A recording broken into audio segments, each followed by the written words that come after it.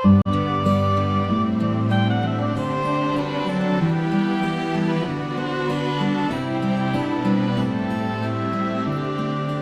tal? ¿Cómo les va? Una alegría estar con ustedes. El tema que hoy vamos a desarrollar es tecnologías para cortar distancias, porque aunque la educación pueda ser a distancia, que es una de las maneras de llamarlas en este momento, también puede ser próxima y también la tecnología puede humanizarse, como decía el sábado pasado Daniel Brailovsky.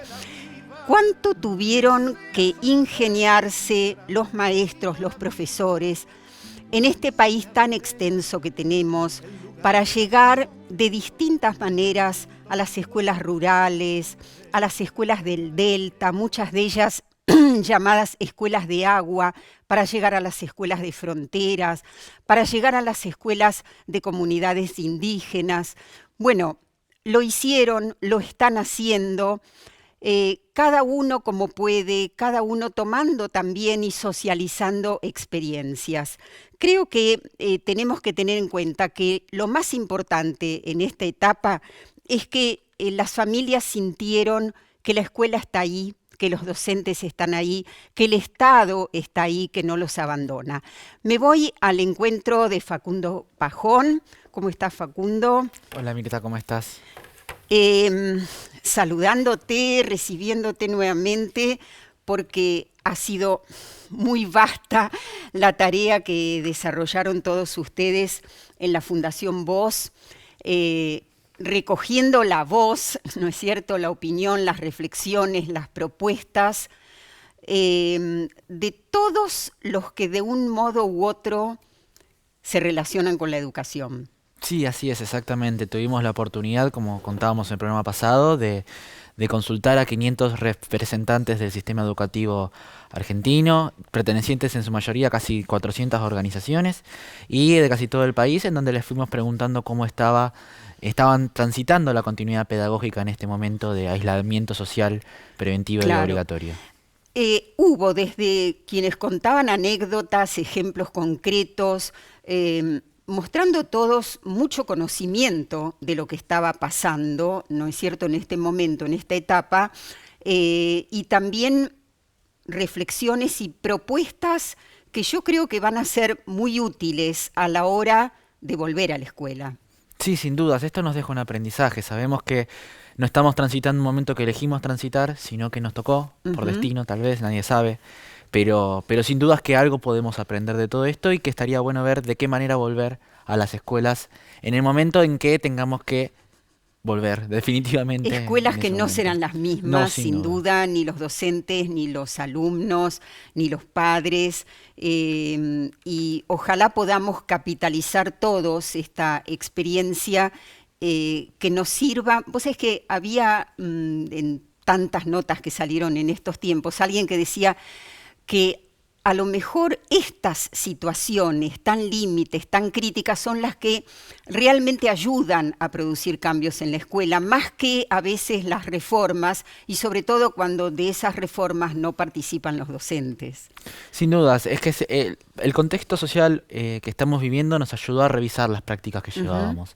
Y esas prácticas también ameritan ver qué cuestiones eran importantes en estos procedimientos de enseñanza y aprendizaje y cuáles tal vez pueden ser cambiadas por ahora las tecnologías que sin dudas son un factor muy importante en la enseñanza y aprendizaje, tanto en docentes como en estudiantes. Claro.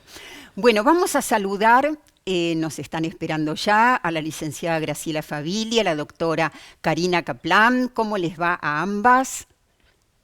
¿Qué tal? ¿Cómo estás? Bien, muy bien. Estamos, Hola Mirta, ¿cómo están?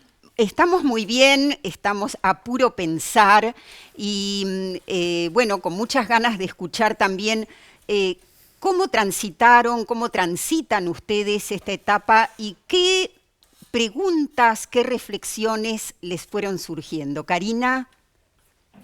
Primero retomar lo que vos decías, Mirta, que a mí me parece central, el orgullo que una siente de la docencia argentina, que se puso al hombro una experiencia escolar inédita, que intenta tejer y entretejer trama escolar, que intenta llegar a todas y a todos los estudiantes, independientemente de dónde vivan y en la situación en la que estén, con toda la complejidad que eso tiene, pero una vez más la escuela argentina muestra que construye lazo social, que ayuda a compasar el sufrimiento social y que permite de alguna manera ayudar a curar las heridas sociales. Es muy impactante, muy movilizante, muy conmovedor ver las imágenes, los videos, las palabras, los WhatsApp que circularon respecto de cómo la docencia argentina, toda la comunidad educativa, aún en una escuela sin paredes, intenta lograr procesos de proximidad pedagógica, procesos de cercanía afectiva, aún en el distanciamiento físico, porque estamos distanciados físicamente, pero estamos juntos transitando esta experiencia que nos toca vivir. Sí, yo señalaría, por un lado, como vos decís, esta actitud generosa realmente de entrega de los docentes, y también tomaría en cuenta que podía haber sido todo bastante a la deriva, pero que esto surgió, digamos, desde el propio Ministerio de Educación de la Nación, y los maestros, bueno, con estas características que mencionamos, lo tomaron totalmente en cuenta. Graciela, ¿vos crees que hubo, entre todas las polémicas que todavía están presentes, algo así como falsas disyuntivas, que había que elegir entre una cosa y otra? Bueno, creo que sí, que hubo algunas disyuntivas, porque la situación de excepcionalidad claramente nos puso en una tensión. Creo que Karina decía claramente, ¿qué hacemos? Fue la pregunta, ¿no? Y creo que esa pregunta, ¿qué hacemos?, atravesó a todos los órdenes y a todos los estamentos, y que la respuesta al ¿qué hacemos? Claramente marcó una disyuntiva. La primera disyuntiva fue ¿seguimos o no seguimos? ¿Se suspende la escuela o le damos continuidad pedagógica? Creo que otra gran disyuntiva es cuánto seguimos enseñando y si es lo mismo o no es lo mismo. Si la escuela se podía trasladar a casa así como tal, o había que pensar en otra cuestión. Lo que vos decís, Karina abundó y claramente en la gesta heroica que hicieron los docentes y las docentes en no solo sostener la continuidad pedagógica, sostener el vínculo, pero además diseñar materiales, propuestas, WhatsApp, grupos, aulas virtuales, etcétera, etcétera. Claramente hubo un acompañamiento fuerte por parte del Ministerio de Educación, porque rápidamente se recuperó parte de lo que en los últimos años se había perdido y hasta desarmado, plan de lectura, digamos, canal paca a paca, los materiales, los cuadernillos, digamos, una serie de materiales que se pusieron a disposición de los docentes y de las docentes para no dejarlos solos. Y creo que la gran disyuntiva, que fue como una de las grandes discusiones también, es, bueno, ¿qué hacemos? ¿Esto se acredita, no se acredita? Surgió la gran polémica, digamos, vinculada también con la evaluación, que para mí lo hemos dicho y lo hemos conversado mucho también en muchos de los ámbitos de las escuelas, es bueno, ¿qué hacemos ahora? ¿Le damos continuidad pedagógica y eso qué? Al momento y a la hora de evaluar, ¿no? En esta idea de haber desarmado la escuela y volver a armarla, bueno, esa fue una de las preguntas de fuerte polémica, ¿no? Claro, lo que pasa es que muchas veces la escuela es sinónimo, está demasiado asociada a la nota, a la acreditación, a la evaluación, y este es otro escenario. Karina, bueno, sos investigadora del CONICET, sos docente en la UBA y en la Universidad de La Plata. Quizás esta etapa va a ser tema de investigación. ¿Y qué habrá que investigar? Bueno, muchas preguntas nos estamos haciendo que son nuevas preguntas. Algunas no son tan nuevas porque respecto de la cuestión de la desigualdad, como decía Graciela, venimos de una experiencia muy traumática como sociedad. Las grandes mayorías están atravesadas por las condiciones de la pobreza.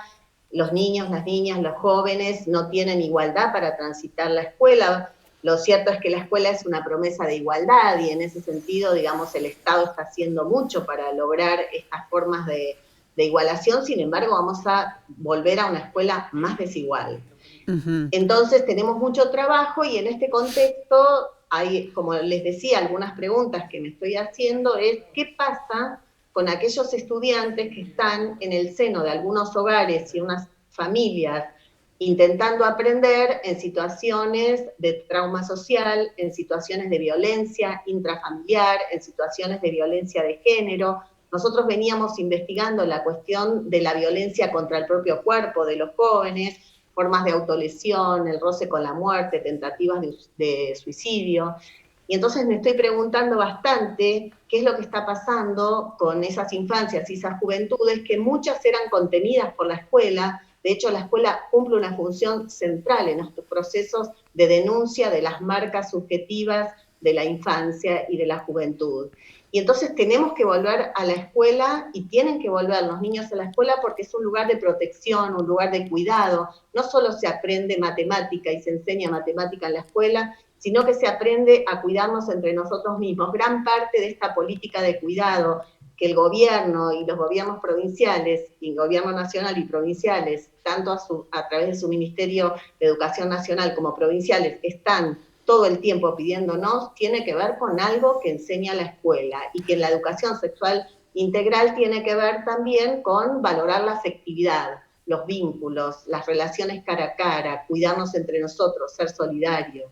Sí, coincido totalmente. Después vamos a hacer referencia a qué pasó con la educación sexual integral en esta etapa. Y para ir cerrando, Graciela, el tema es todo esto que señala Karina. ¿La escuela puede sola o deberá articular con desarrollo social, con el Ministerio de Salud, digo, para poder resolver tantas complejidades? Claro, la escuela nunca puede sola y creo que la escuela es la gran articuladora, ¿no? Me parece que en ese sentido también hasta políticamente la escuela siempre fue la institución bien territorial de articulación de las distintas, de las distintas instancias. La escuela no puede sola y en la escuela deben converger, digamos, las políticas y sobre todo de aquí en adelante de desarrollo social, de salud, además de las de educación, pero también creo que algo de lo que vos decías previamente, que no vamos a volver a una escuela igual a la que dejamos, es que también el papel de las familias, creo que las familias en el vínculo con la escuela, en estos momentos también se está reconfigurando de alguna manera, ¿no? Hay un diálogo necesario que se conjugó en este tiempo del aislamiento social, que es un diálogo con más o menos ruido, pero que se estableció un diálogo necesario entre las familias y la escuela, y me parece que eso es algo de las cuestiones que también va a haber que capitalizar en el regreso, porque de verdad es que esa entrada de la escuela a la casa, ese intento de llevar la escuela a la casa, creo que es uno de los puntos centrales que vamos a tener que capitalizar en el regreso a esa nueva escuela a la que volveremos en algún momento, ¿no? Bueno, coincido totalmente. Creo que va a ser una etapa muy rica de intercambio y de socialización de experiencias. Karina, sos autora de La vida en las escuelas, esperanzas y desencantos de la convivencia escolar. Te despedimos con una última reflexión. Sí, estaba pensando la importancia de lograr trama emocional aún en este contexto de distanciamiento y de la escuela sin paredes y de un tiempo distinto del tiempo escolar que conocemos. Sin embargo, la escuela es la que estructura el tiempo de la familia. Fíjense que sigue siendo la escuela un lugar importante para toda la sociedad porque nos está articulando, nos está dando una idea de lo común, de que en este mismo momento hay niños, niñas y jóvenes de todas las provincias, de todas las jurisdicciones, de todas las localidades que están aprendiendo, y están aprendiendo contenidos que nos parecen significativos, que hemos elegido como sociedad. La escuela es una de las instituciones públicas y estatales que siempre, en los peores momentos, ha permanecido de pie. Sí, están aprendiendo además con una autonomía insospechada, y esto también es bueno que la escuela lo pueda capitalizar. Graciela Favilli, sos autora de un capítulo en el libro que se llama Inclusión y calidad como políticas educativas de Estado o el mérito como opción única de mercado. Ambas han producido mucho, les agradecemos esta participación y esperamos tenerlas algún día aquí, cerquita. Gracias. Seguramente claro. próximamente será. Gracias. Muy, muy pronto volveremos a vernos. Muchas gracias, Mirta. Gracias a ustedes. Seguimos entonces, Facundo, una reflexión tuya sobre lo que escuchamos. Pienso que el 63% de los hogares hoy no tiene acceso a Internet. Bueno, tiene acceso a Internet, el otro restante no. Entonces digo, ¿cuán complejo fue que la escuela pueda adaptarse ante una realidad que ya era desigual? Sí. Sabemos que la pandemia vino a demostrarnos aquellas falencias que tenemos tanto económicas como sociales en nuestro país y la educación en eso no quedó ajena. Entonces, la tecnología sin duda que viene a acercarnos, pero también es importante, como bien decían recién ambas compañeras que compartían, es el acercamiento que puede hacer utilidad de la conectividad con políticas de Estado que achiquen esa brecha digital ya existente en la sociedad. Así es. Y bueno, apostamos a que en esta nueva etapa el Ministerio de Educación de la Nación pueda hacer un plan, ¿no? En este sentido y que vuelvan a reactivarse tanto el programa Conectar Igualdad, si tiene otro nombre no importa, como el postítulo para capacitar a los docentes en nuevas tecnologías. Nos vamos al próximo bloque, enseguida volvemos. De lejos, caminos de tiza, abriendo surcos este oficio labrador. Seguimos aquí acompañada por Facundo Pajón y la continuidad pedagógica como situación excepcional, transitoria y complementaria es lo que analiza el especialista en educación Gabriel Brenner. Quiero desarrollar 4 cuestiones para abordar este presente. En primer término, hablar de que estamos atravesando una situación excepcional, transitoria y posiblemente complementaria. En segundo lugar, me gustaría decir algunas cuestiones en torno a la relación entre las familias y la escuela. En tercer lugar, quiero jerarquizar el lugar de los vínculos como parte de la responsabilidad pedagógica, especialmente del sistema educativo. Y finalmente, decir alguna cuestión en torno a que la virtualidad no reemplaza la presencialidad. En cuanto a lo primero, situación excepcional. Excepcional porque, tuvimos una frenada en seco, para decirlo con una metáfora que sea comprensible del modo más rápido y claro. Una frenada de golpe. Y de golpe entramos en un paréntesis. Estamos entre paréntesis.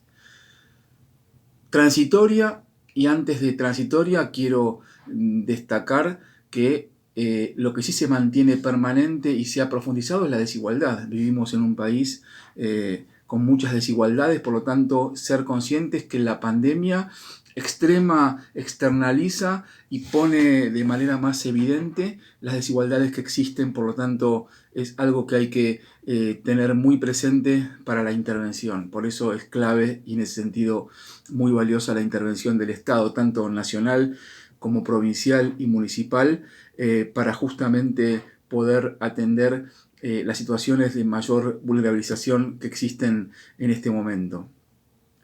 Transitoria justamente porque estamos en un mientras tanto y hay que poder operar en un mientras tanto, con todas las dificultades de las arenas movedizas, del no saber hacia dónde, ni exactamente a veces cuándo, ni hasta cuándo, pero tenemos que poder operar y trabajar en ese tránsito. Y finalmente, complementaria porque es una oportunidad.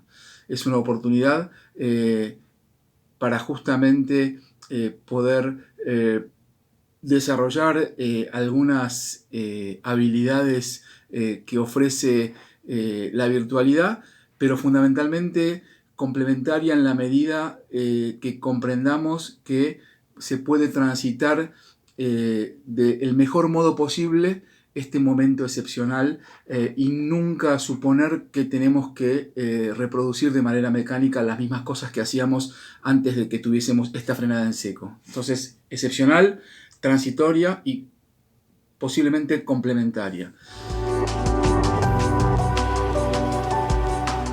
Bueno, una buena caracterización que te surge. Muy, muy interesante lo que dice Gaby, y a mí me parece que es fundamental que todos los actores que se vieron implicados en esta continuidad pedagógica, familias, estudiantes, docentes, directivos, puedan en algún momento, en el volver a las escuelas, poder conversar de cómo continuar. Ujú, claro. Y redefinir muchas cosas, ¿no? A lo mejor desde el proyecto institucional que estaba planteado para este año, y que a lo mejor se va a tratar de otro, ¿no? Que colectivamente habrá que resolver. Nos vamos a la segunda parte, y Gabriel ya nos dijo antes a qué distintos aspectos se va a referir ahora, también a la relación con las familias. La relación entre adultos familiares y adultos escolares. Quizás un gran problema de cierta virtualización compulsiva que existe en muchas personas es creer que las docentes y los docentes son una especie de telemarketer educativos disponibles las 24 horas, los 7 días de la semana. Y esto no es así.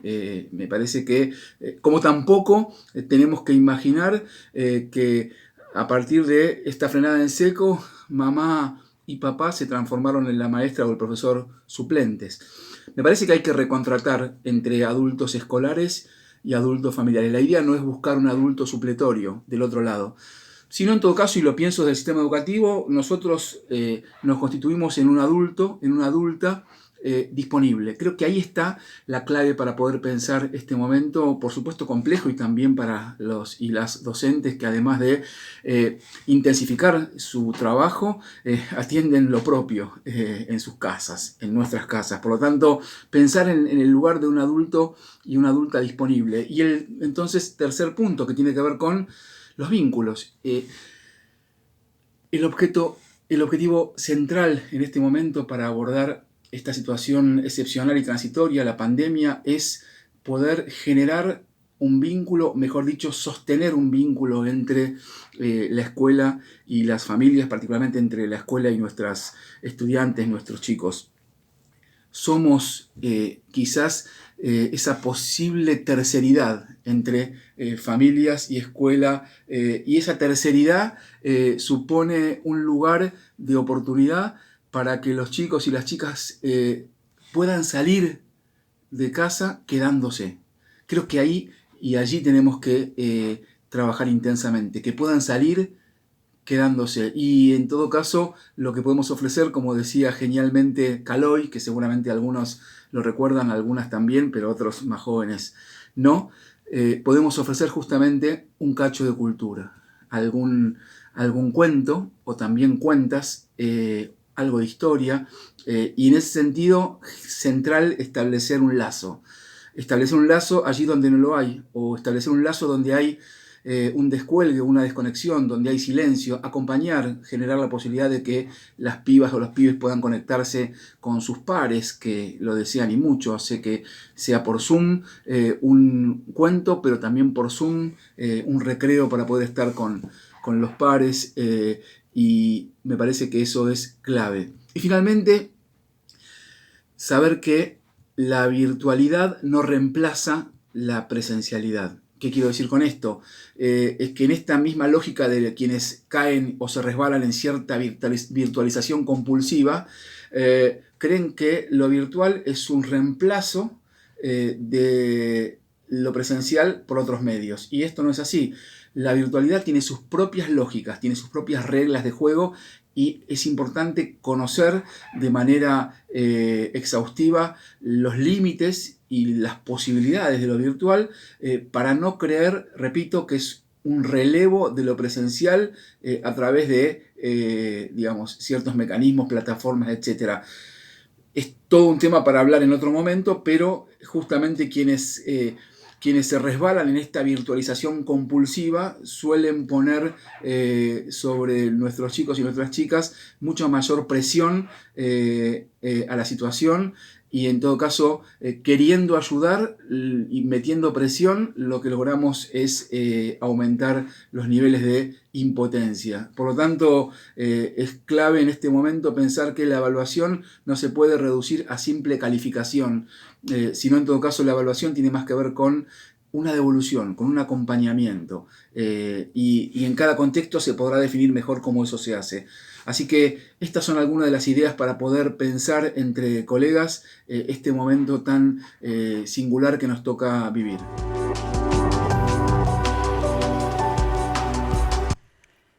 Claro, el punto es qué se evalúa en este momento, ¿no?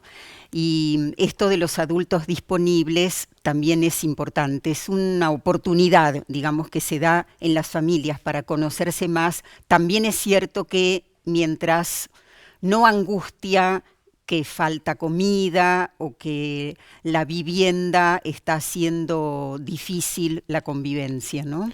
Sí, sin dudas. A ver, hay muchas facetas que se pueden analizar, pero sin dudas, hablando de los docentes, está bueno esto de poder revisar las evaluaciones, ¿no? Hablar de evaluación formativa, dejar de pensar solamente en calificar, e inclusive se están revisando las maneras de enseñar y de aprender, que sabemos que las tecnologías incorporan al estudiante de un modo más activo. Entonces está bueno también, muchos docentes nos manifestaron esto, ¿no? Repensar inclusivamente el rol activo del estudiante dentro del aula. Claro. Van a volver otros estudiantes, sin duda. Muchas veces escuchamos decir a padres, a los chicos no les gusta ir a la escuela, no quiere ir, hoy quiere faltar. Entonces, la pregunta es, ¿cómo viven los chicos esta falta de presencialidad, ¿no? ¿Extrañan a la escuela? Y a lo mejor algo de eso ocurre. Vamos a escuchar lo que dice un alumno que escribió algo con su mamá, es un alumno de la Escuela Cristóbal Colón de Rosario. Hola, profe, soy Ignacio Rodríguez Silva de quinto B, turno tarde, de la Escuela Cristóbal Colón. Te quería enviar mi poema que hice junto a mi mamá. Se llama Ni tiempo ni distancia. Empieza así. Amigos, quisiera que estén aquí, que no exista tiempo ni distancia, o más bien yo estar allí. En una linda tarde de escuela, sentir el calor de su amistad apretado entre mis brazos, darles a cada uno un abrazo y disfrutar de sus encantos. Me gusta disfrutar sus bromas y risas, dejarme llevar en lo hermoso del momento, de sentir el cariño y el afecto de ustedes, los profes y las genios. Qué feliz sería si pudiera tenerlo siempre, cuantas veces quisiera seguir jugando y disfrutando del hermoso patio que la querida Colón nos ha regalado. ¿Qué importa que esto sea una locura?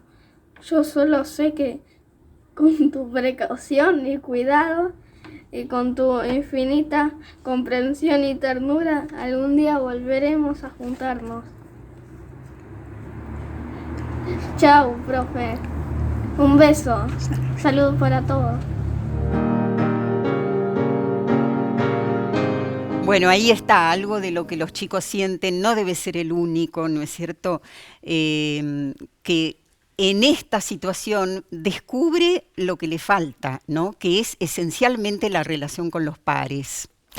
Me animaría a decirte que casi el 99.9% de los estudiantes que participaron de nuestros encuentros dijeron de extrañar a sus compañeros y extrañar la presencialidad, el contacto humano. La escuela se extraña porque es un lugar de encuentro y siempre hay que valorarlo. Sí, y lo rico de la escuela, lo que le da sentido, es el encuentro con el otro, que siempre es diferente, porque tiene una historia diferente, porque tiene experiencias de vida diferentes, y en ese intercambio se produce sin duda el enriquecimiento psíquico de todos. Nos vamos al próximo bloque y vamos a conocer también qué es lo que pasa entonces en esta etapa con la educación sexual integral.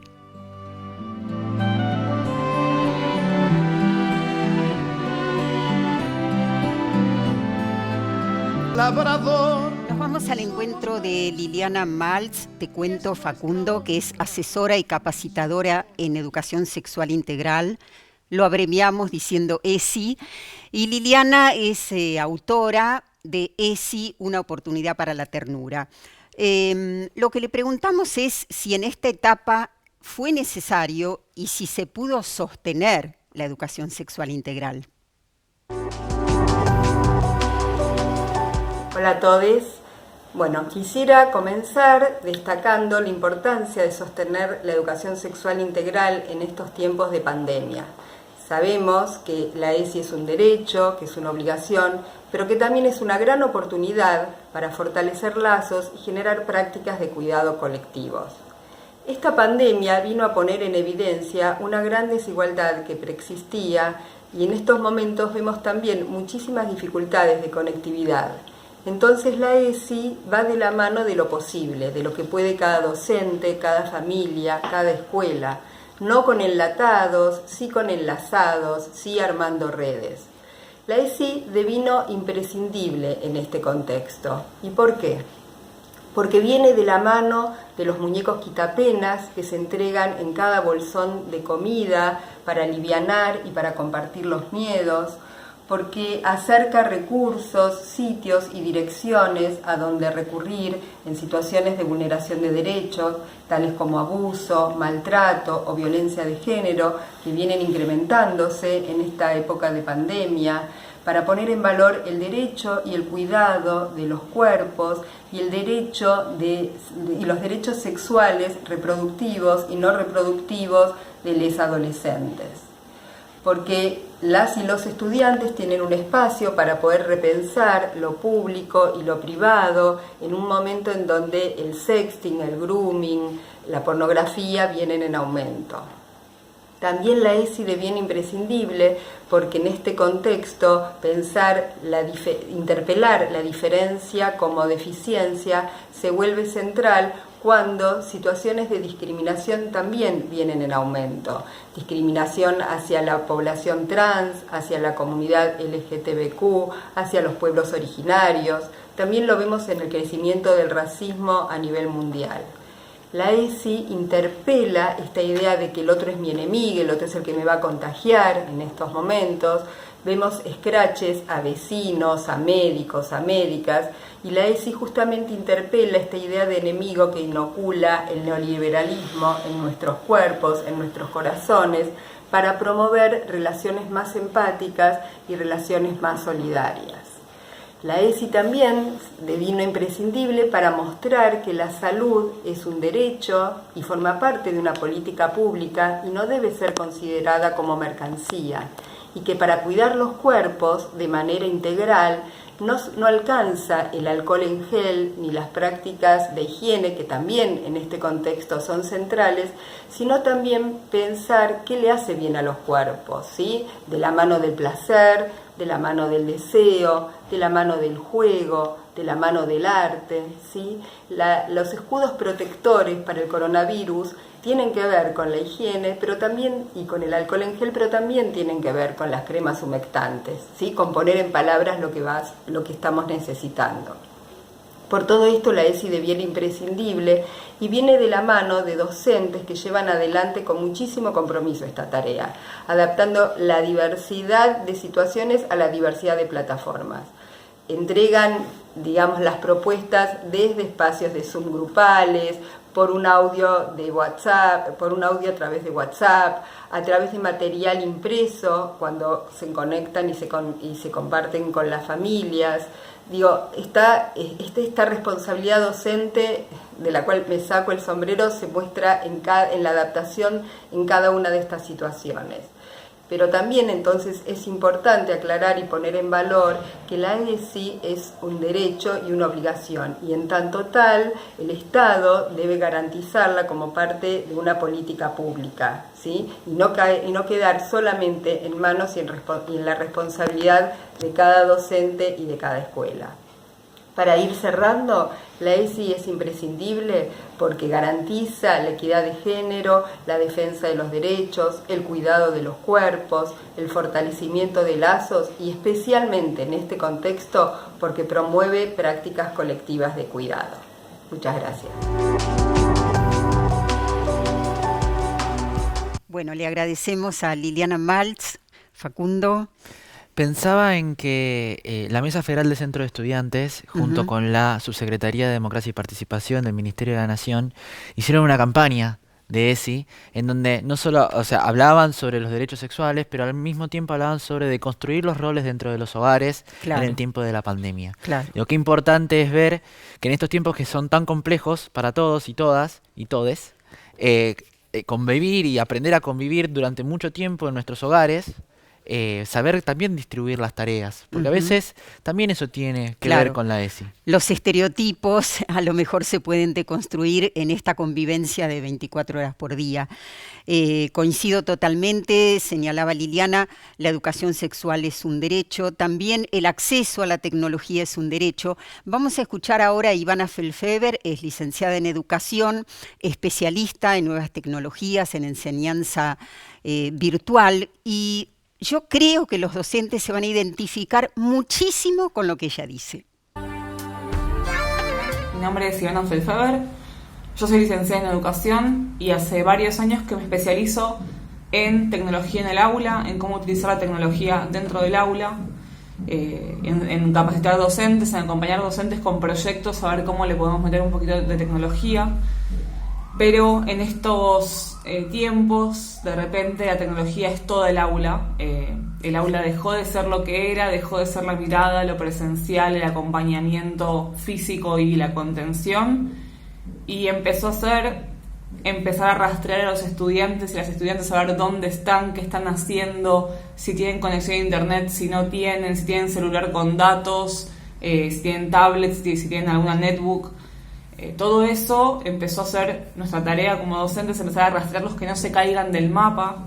Nos dimos cuenta que con esta pandemia la brecha digital deja afuera a mucha gente, entonces es necesario empezar a pensar en recursos y en formas de hacer que el aula llegue a todos y todas los estudiantes de este territorio, lo cual es complejo. Hubo docentes que utilizaron la radio comunitaria y local para poder dar clases, hay clases que se dan en la tele, y nosotros como docentes empezamos a pelearnos con la tecnología, con los diferentes tipos de herramientas que existen, porque a la vez empezamos a investigar y hay 800 cosas que podemos llegar a hacer, pero no sabemos cómo utilizarlas, nadie nos enseñó tampoco cómo utilizarlas. Entonces tenemos todo este tema todo el tiempo, tensión entre aprender, tomarme el tiempo para aprender, tomarme el tiempo para generar contenidos. Hay algo que no sabíamos y que fuimos aprendiendo, que es que generar contenidos audiovisuales para una clase requiere de mucho tiempo y de mucha capacitación y formación en una herramienta específica.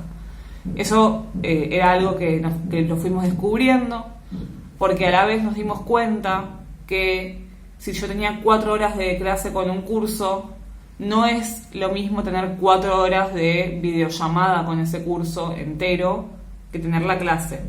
Para mí, en mi opinión personal, 4 horas de videollamada es un exceso y un despropósito que no debería pasar bajo ningún concepto, ni para el docente ni para los estudiantes. Las videollamadas son muy interesantes para poder generar esta sensación de que estamos todos al mismo tiempo en un solo lugar, pero deberían ser algo más lúdico, algo más entretenido, algo más, no sé, que tenga una lógica distinta para que algo bueno de eso suceda, porque si es una clase expositiva, ¿por qué no grabarla, enviársela a los chicos y que la vean por YouTube después, o por el video que sea? Entonces hay muchos aspectos de todo esto que vamos aprendiendo y que vamos viendo qué sirve y qué no. Y después también están nuestros cuerpos como docentes, que estamos todo el tiempo encorvados mirando la computadora así. Si nos encontramos en un sillón con la compu acá o acá abajo y todos encorvados, algo estamos haciendo mal, y eso con nuestra espalda y con nuestros brazos y con nuestros ojos nos va a pasar bastante factura, o ya lo está pasando. Entonces es importante estar erguidos, tener la compu elevada a la altura de los ojos y estar sentados o sentadas en una silla cómoda que nos pueda ayudar a esta postura, y también limitar el tiempo de exposición. 1 hora en la compu, un rato haciendo otra cosa y así. porque si no, realmente el cuerpo nos va a pasar factura. Y a los chicos también está bueno insistirles con esto, de que no estén desde la cama acostados con la computadora, que tengan sus momentos diferenciados, porque si no la tecnología nos come y de repente no queremos tener ni una videollamada más porque vamos a tirar todo por la borda. Por eso mismo encontrar esos equilibrios y esos momentos me parecen muy importantes. Bueno, a ver, muchas ideas para trabajar con tecnología, y tendríamos que decir, entonces, retomando algo que ya dijimos mucho, también mucha urgencia para acortar esa brecha digital que hoy se puso en evidencia simplemente porque fue mucho más exigida, no porque desconocíamos que estaba. Sí, sin dudas. Y además yo creo que en esta ocasión cada escuela puede contar su propio libro, su propia aventura, como que cada escuela puede narrar su propia experiencia. Y en ese sentido me parece importante que se puedan escuchar, que también sirvan estos encuentros virtuales para poder escucharse y que cada actor de la escuela pueda expresar cuál es la experiencia y qué piensa que le es mejor para enseñar y que le es mejor para aprender. Una etapa que puede dejar mucha producción de libros, de documentales, para recordar y para que también, bueno, podamos seguir reflexionando, porque a partir de todo lo que ha ocurrido, nuestra escuela puede cambiar muchísimo. Un mensaje y nos vamos al corte. Silvia Fell dice, para mí es la escuela entra a casa. Creo que los que ya utilizábamos recursos informáticos tuvimos más facilidad, pero el contexto es muy complejo. Muchas familias no tienen conexión o la cantidad de elementos para que todos puedan trabajar. Tener a los padres viendo las clases no es fácil para los maestros, que si bien trabajan con las familias colaborativamente, se sienten observados. Son muchísimas las complejidades, pero trataremos de seguir adelante. Nos vamos y volvemos enseguida con el último tramo de Caminos de Tiza.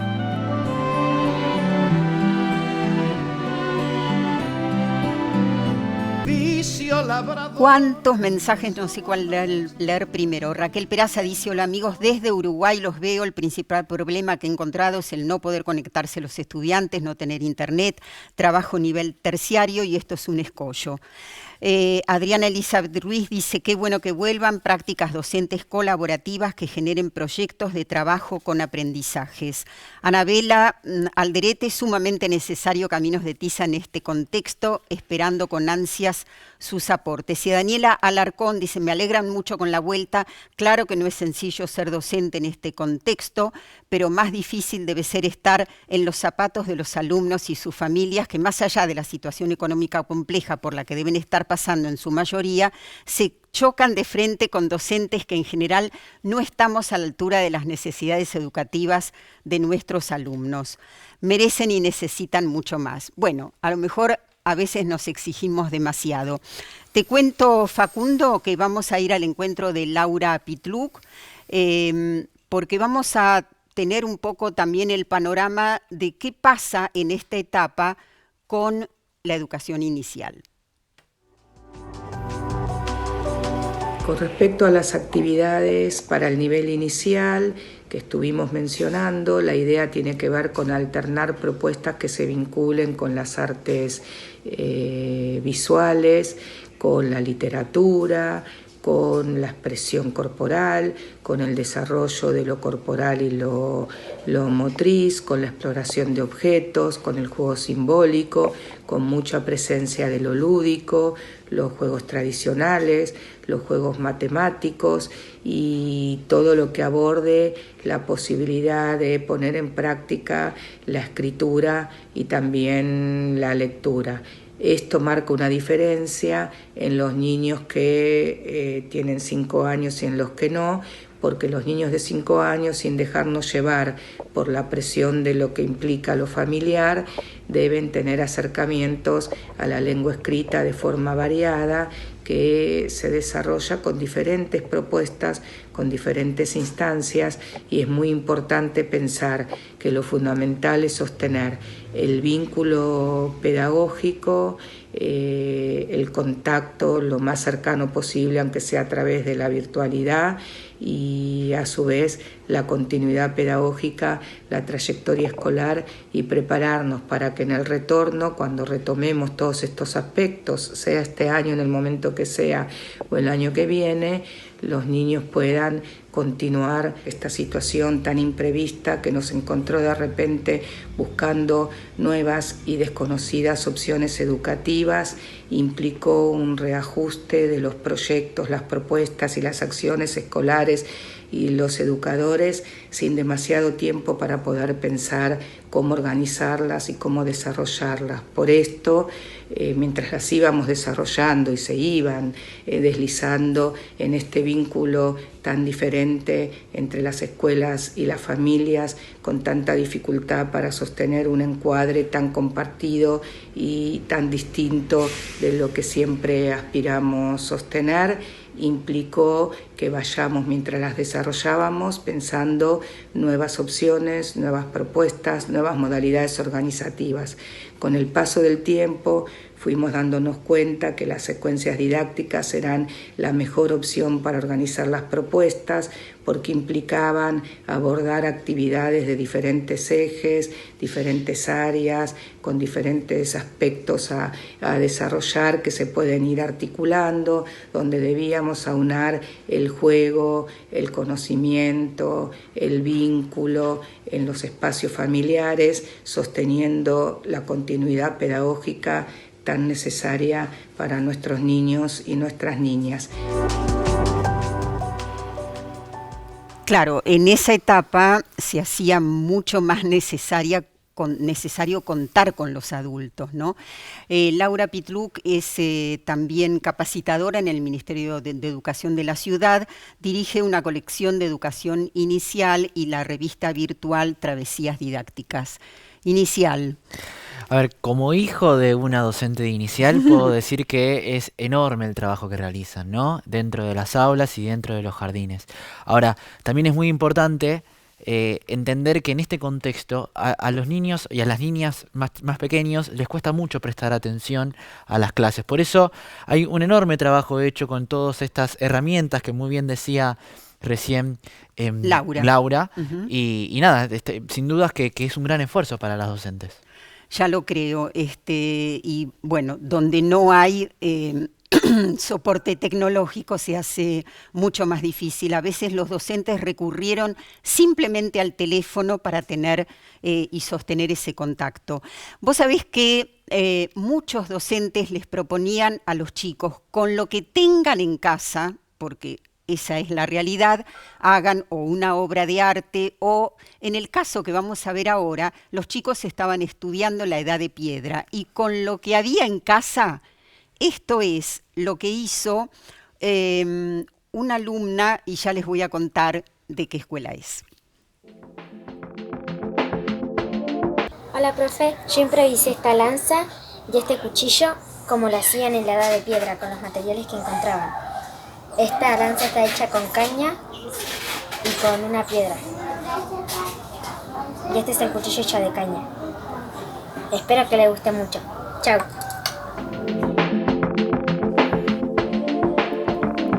Bueno, así se lo contó a su maestra. Nos envió Cristina Rodríguez, que es la profesora de historia de la escuela, de esta escuela de educación secundaria número 12 del barrio Mariló, San Miguel, provincia de Buenos Aires.